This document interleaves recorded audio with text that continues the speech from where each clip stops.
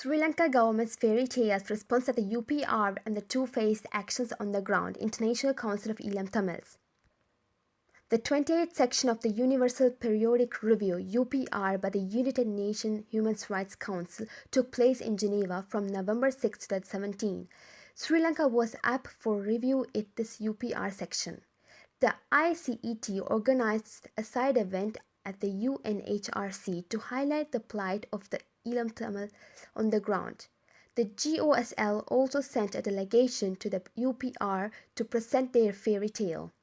At the side event organized by the ICET, the Elam Tamils' right to self-determination, the full implementation of UNHRC Resolution 31, transitional justice, the full implementation of the OISL report were discussed. At the November 15th sitting of the UPR, the delegation from Sri Lanka, headed by Harsha De Silva, presented a rosy picture completely covering up the ground realities faced by the Tamils. In the GOSL submission, they painted a Sri Lanka that respects human rights, which has also signed international conventions. However, information about ongoing several months long protests by relatives of those who were disappeared by the army after the surrender was conspicuously absent.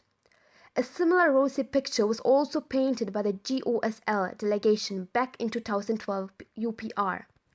Yet heavy militarization, land grab by the armed forces, takeover of Tamil business opportunities, and livelihood by the military still continues on, as evidenced by the past of 2 years alone clearly show the duplicity of the GOSL actions. Harsha De Silva also stated that 2 days prior to his departure to Geneva, the GOSL passed a legislation against torture which is in force now. The veracity of this claim remains to be seen. The international community should be fully aware of the military subjugation of the Tamils in Sri Lanka.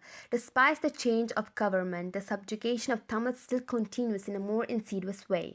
The GOSL presents a rosy picture to the international community while militarily straggling the local Tamil population as a subject race. The ICET strongly condemns this duplicitous behavior of the GOSL. The international community should call the bluff put on by the GOSL and stop the ongoing genocide and get justice for the long-suffering Tamil victims. International Council of Elam Tamil.